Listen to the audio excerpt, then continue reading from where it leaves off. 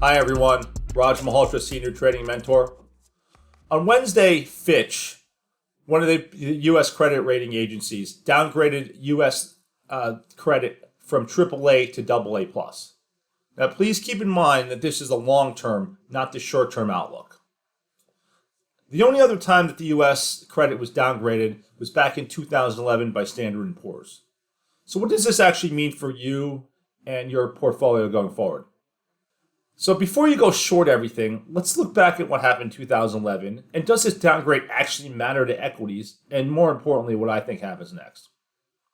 So back in 2011, when S&P downgraded the debt, it was over a weekend, and that market that Monday sold off 6.5%. On Wednesday, the S&P sold off just over 1%. Now, given that the market had a big run-up into this event, it was a bit surprising to me that it wasn't more of a negative reaction. But this tells me one thing, that the market just doesn't care. Back in 2011, that week after the announcement was actually one of the most, if not the most volatile week for equities since the 2008 financial crisis. That week, T-bonds actually went higher in prices, even though the shock surprise of that event, meaning bonds went up, yields actually went lower. But that was because of a flight to safety because of the equity sell-off.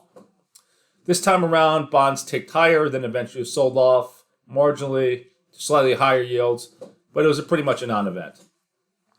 Now, the other part of the Fitch downgrade that was completely comical was because of this downgrade and this uncertainty in Washington, they're calling for a recession later this year.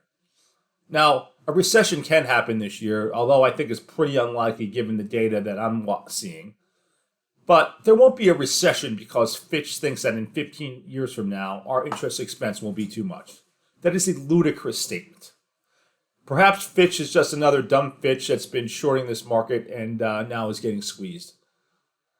What I do think, though, I think the market is setting a trap here.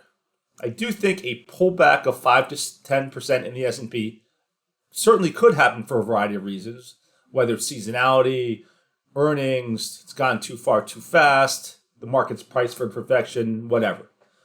However, if you think the reason that the sell-off will only be because of this downgrade, you're dead wrong. Inexperienced traders will assume that because 10-year yields, say they go higher to say 4.5%, the market is losing faith in the credit of the U.S., and therefore stocks have to go lower.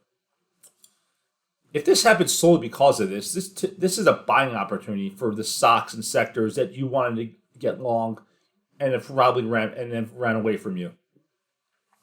But here's the real trap that I think is being set.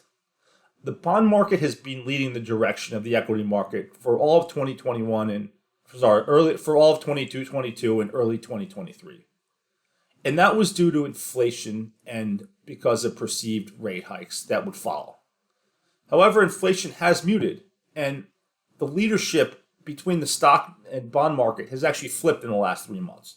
If you look under the hood, you look at the TLT, that's actually down, which means bonds lower, yields higher.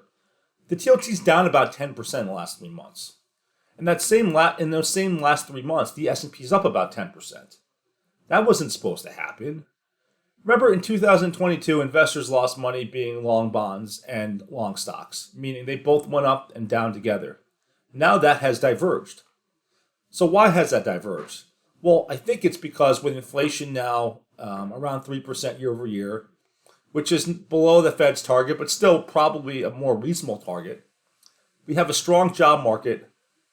The hiking cycle is basically over. Looking backwards, inflation was due to supply shortages, and now supply is actually caught up to demand. So the real trap being set is that if long-term rates go higher, there will be no demand for long-term bonds at those prices due to credit concerns, and even inflation stays around 3%. Should that happen, then equities will follow the bond market lead and go lower. No, I don't agree with that statement at all. We are now in an environment where stocks are leading the direction of the bond market. Good data on earnings and the economy will lead stocks higher. Bad data will lead stocks lower. Good data will mean stocks up, bonds down, higher yields. Bad data will mean stocks lower, bonds higher, lower yields. I reiterate, we are at a point where the bond market is now being led by the stock market, not vice versa. That was not the norm, like I said, for about the 15 months prior to these three. But that's the new market we're in, and I don't think this downgrade will do anything to change that. I mean, obviously there are longer term effects of higher rates on consumers. I'm not going to sit here and regurgitate what happens with higher rates, the cost of borrowing, etc. You should all know that and what that means to ordinary people. However, unless yields are driven by higher inflation, and there's no evidence of that currently, if they're driven higher by dumping of treasuries by other central banks, there's no evidence of that despite rumors of the Chinese trying to do so.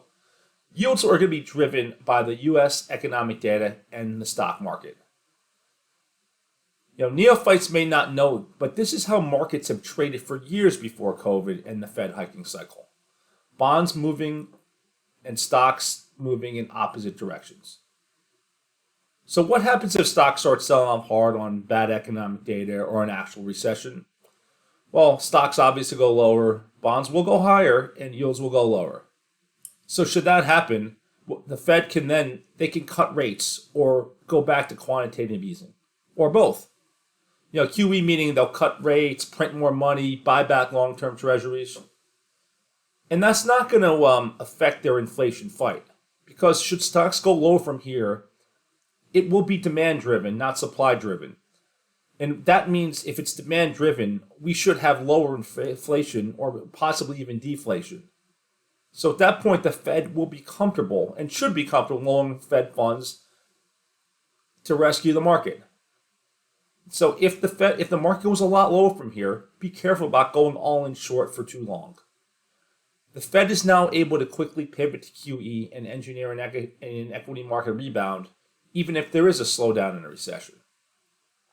In summary, don't get suckered into thinking this downgrade is going to break the market or cause long-term yields to go higher due to credit concerns. It's probably a non-event in terms of that. There's no doubt the long-term outlook of the interest expense of the U.S. government is troubling, but it's more of a problem for people under the age of 30, and at some point it'll be an issue, but certainly not soon. What I need everyone to do is, when you get events like this, think 2 steps ahead of everybody else. Let's play chess and let the suckers play checkers. Happy trading.